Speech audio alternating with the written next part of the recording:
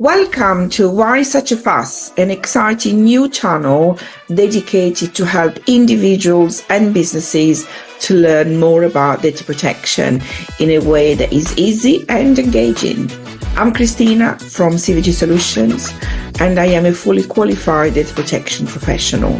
I am passionate about educating, empowering, and enabling businesses to thrive.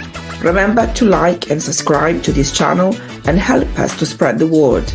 Data protection is there for a reason. It protects you, your family, loved ones, customers, employees from coming to harm through the use of personal data. So make sure you click subscribe. Now, get ready to embark on a journey of growth and knowledge as we dive into the world of data protection. A warm welcome to Tim Turner, who is with me once again for another episode of Why Such a Fuss. A pleasure and an honor to have you here. Tim runs many training courses under his training consulting 2040 training, and I would encourage you to take a look at his website www.2040training.co.uk. Tim, welcome again to the show. Thank you very much. It's a pleasure to be here. So in this episode today, I wanted to talk about this very interesting case that I've come across at the NatPod conference a couple of weeks ago. It was highlighted by Sarah Edelby from 5 Essex Chambers. She's one of the barristers.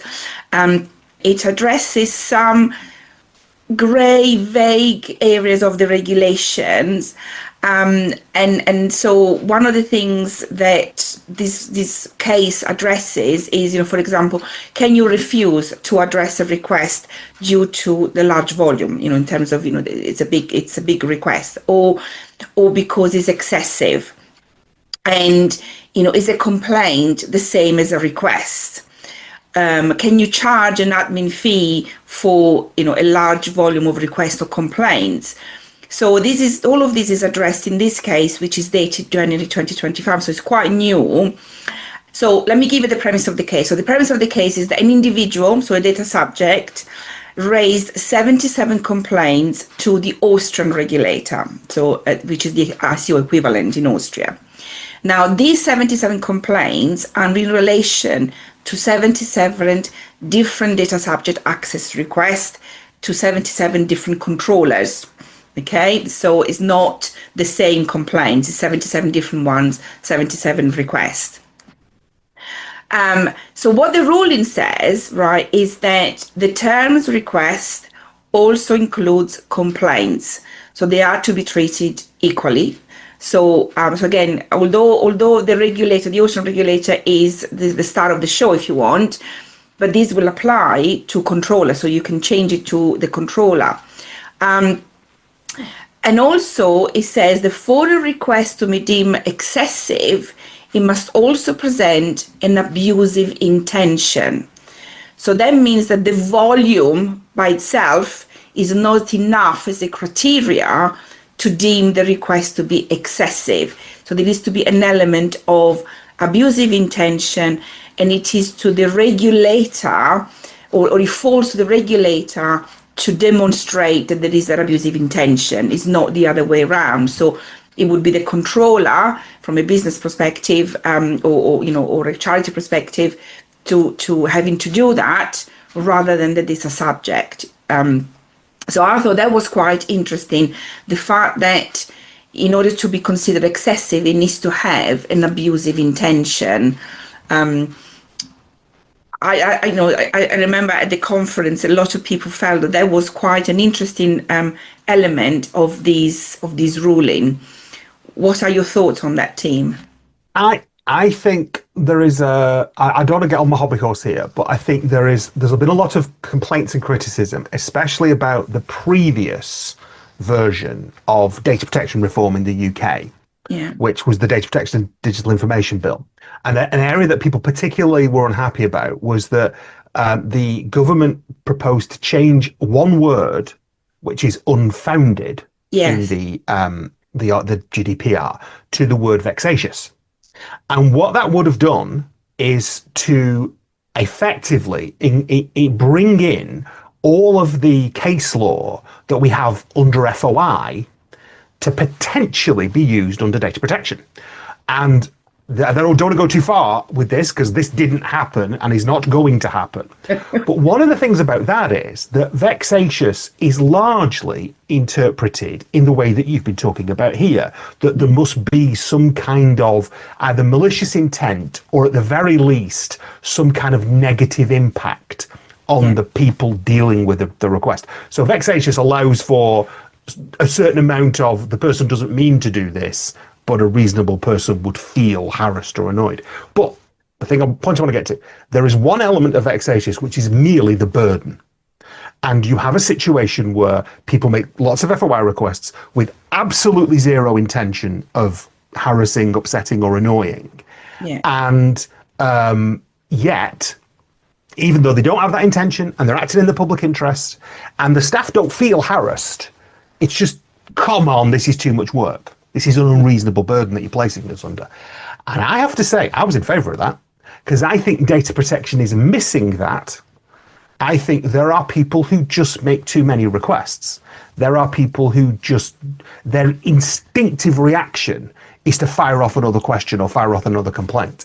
And I think data protection needs that safety valve of you've taken this too far or you're doing too much. And I think interpreting it in this way, in the way that the court has done, it is another sort of hole in that it's saying, if I'm reading it right, we don't have that. That you can't just put an organ. Excessive doesn't just mean it's too much.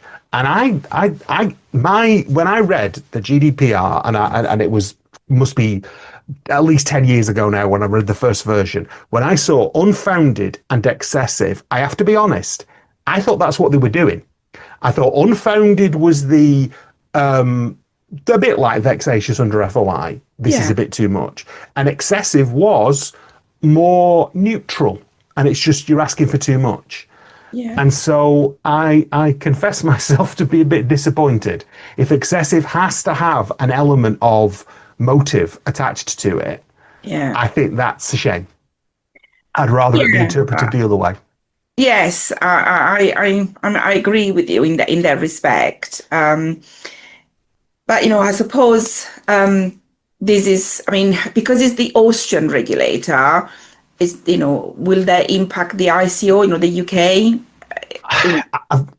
I've got to say, I think the ICO is inconsistent, but the legal situation is straightforward, that the higher up the European food chain a decision goes, the more persuasive it becomes. So they're never, even at the European court level, it's never going to be a decision gets made over there, we have to follow it. No. But several cases have been to the courts in the UK since we left the EU, and they have been very respectful. And I do want one example, which is worth looking at on its own terms. Okay. But Mike Ashley, the Sports Direct and football personality, let's call him that. I did a webinar about Mike Ashley, and somebody messaged me to say that every time I said his name, they would boo. So I kept saying Mike Ashley's name just because it delighted me that this person somewhere else, I couldn't hear them obviously, but just I liked the idea that he was going boo. Anyway, he's not a popular man, Mike Ashley, but in the Mike Ashley decision, which is very long, but I very strongly recommend it. If you're interested in subject access, there's a lot in it. But they're quite happily saying, this is what the European court said in this case, this is what the European court said in this case. And because of the precise way we left the EU, and because our data protection law since 1995 has been European derived, they're quite happy to look at it. They are obviously relevant and persuasive precedents. So you can't ignore it. It's not binding. And I've had a few arguments with people recently where they've said, yes, you have to do this because some court in Munich said it. And it's like, no, that is not true. But especially where the laws are very sympathetic, I think that's going to be a persuasive thing. But we haven't changed it that much. No. So unless a decision looks completely daft, then I think it's like this. I don't like this decision, but I can't completely pretend. I'm running subject access courses very, very soon, and I won't be able to say a thing I would otherwise have said with the Yes, same level of confidence, because yes, now I know a court competent to deal with pretty much the data protection that we use thinks differently to what I think, and it would yes. be irresponsible of me to ignore that. Yes, yeah. I think we need to take into consideration, and we can't ignore it. And I suppose that's what the case laws outside of the UK, if you want, can help us with that. Mm, Um, and so another aspect of this ruling touch the whether the charging of an administrative fee. So what the court highlighted here is that the supervisory authority, so the regulator, is provided with human, technical, and financial resources, infrastructure to effectively perform its function. And so it means that the regulator should adapt the use of their resources to support the data subject rights, mm, basically. So the supervisory authority cannot base an argument to refuse to act on a complaint simply because it's of a greater number. Okay, so mm. it's a large number. Um, and how that compare to the average of an average complaint. But what this is interesting is that this particular case, the 77 complaints, are are highlighting the failure of 77 controllers because it's Mm. related to 77 different subject access requests to 77 different controllers. So actually what the court says is that the regulator should have taken this as an opportunity to then enforce the regulation, because clearly there are at least 77 controllers out there in Austria that are not compliant. Mm. So they shouldn't sort of say it's too excessive. Actually, this is an opportunity, and I can see the argument of the court on that respect. Now, if the 77 complaints were related to the same subject access request, then I think we could, in my opinion, it would be excessive, obviously, without the abusive element to Mm. it. But because it's 77 different situations, if you want, I think, the regulator missed an opportunity here to enforce the regulation. I think there's no question that it's there are going to be people who have a specialist interest in either pursuing certain issues or going after loads of organizations. And so it seems to me to be unfair to link one request to one organization to another. If they've got no merit, if the complaints have no merit and this person is just endlessly pursuing controllers for no good reason, then that'll come out. Each individual complaint looked at on its own merits will fail if they Yeah, don't actually have anything underpinning them. So I think that bit's very hard to argue against, in the yeah, sense that they should have just been treated on a case by case basis. that's right. The problem is, all the time you're talking, I'm thinking, what would happen if it was here, if it was in the UK? And certainly up to now, the Information Commissioner is given so much discretion as to how they exercise their functions that I can't be certain a UK court would come to the same conclusion, because they might say, well, maybe you should have done this, but you're the commissioner. You're basically going to do what you like. The standard is that the commissioner has to be acting effectively irrationally. Yes. And I think it is irrational. I think lumping them together, if that's what they did, and I don't know if that's fair to say, but if I think saying you've made 77 requests, that's ridiculous. I think you could argue that was irrational to say that, because they're different organisations. But I don't know. I think one of our deficiencies is the difficulty of challenging individual choices that the commissioner makes. You cannot challenge the outcome of a commissioner's decision in an individual complaint. Yeah. That is the biggest deficiency, I think, in the UK data protection system. And I know that would create an enormous amount of work and would cost a fortune to provide, but we do it for FOI. We should do it for data protection. Yes, I agree. I agree. And we've touched on it that, each request should have been, looked at in its own merit. So again, from a controller perspective, if you receive multiple subject requests from a same individual, you need to consider them in their own merit, and you should be doing that already. So this case just simply reinforces that. And so, this is again, to highlight these to normal businesses, that you need to have, your ducks in a row, so to speak. You really need to have your foundation, your processes embedded within your organization on how to deal with these, and so that not only you're respecting the rights of an individual, but you're also complying to the regulation, and therefore you are then, you have a low risk of reputational damage, raising complaints, etc. Because let's face it, team, especially for small businesses, you only need one individual to be unhappy and to sort of say it on social media that, your reputation can easily be tarnished, your business reputation, obviously, I'm talking about. And particularly small businesses, you need to make sure that you have you're protecting yourself. Yes. There are data protection practitioners who you could have invited on this today, who would make the point that every single data protection complaint is potentially a sign of poor customer service, and you should treat them all with enormous respect. I never go quite that far, because there are people who are just a pain. And I don't think we should sentimentalize data protection complaints too much. Some people are just a pain in the backside, but those people are almost right, in the sense that there are a lot of situations where people complain about the way in which data about them has been used, the way it's been shared, the way it's been retained.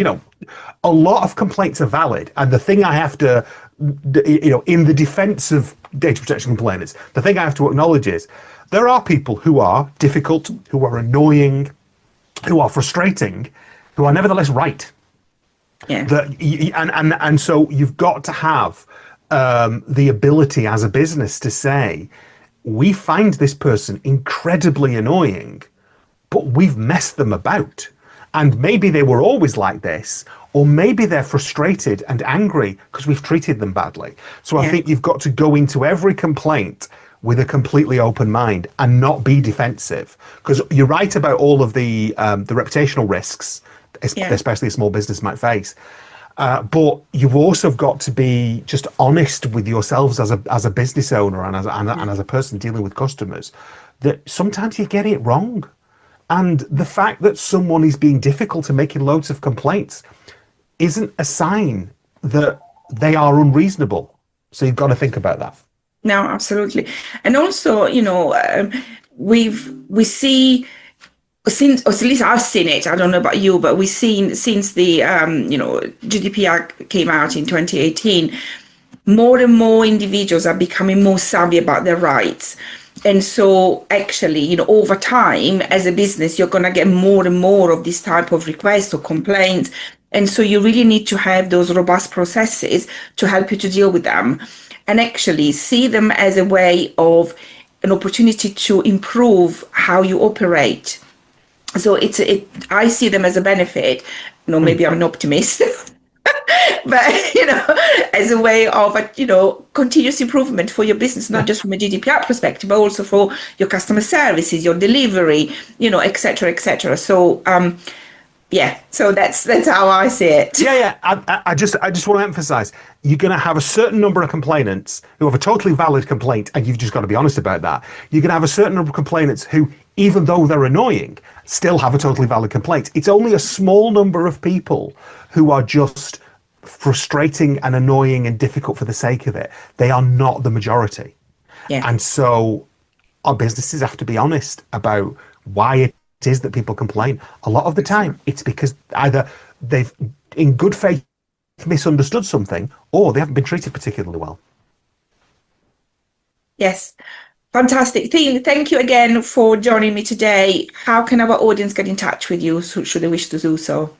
Right. Well, I am active on LinkedIn, both as myself and I do a daily post called the DPO Daily. I also do an FOI one, so you can interact with me there and message me there. But my website is 2040training.co.uk, which is 2040training.co.uk. My email is on there, So if you want to get in touch with me, I'm not that difficult to find.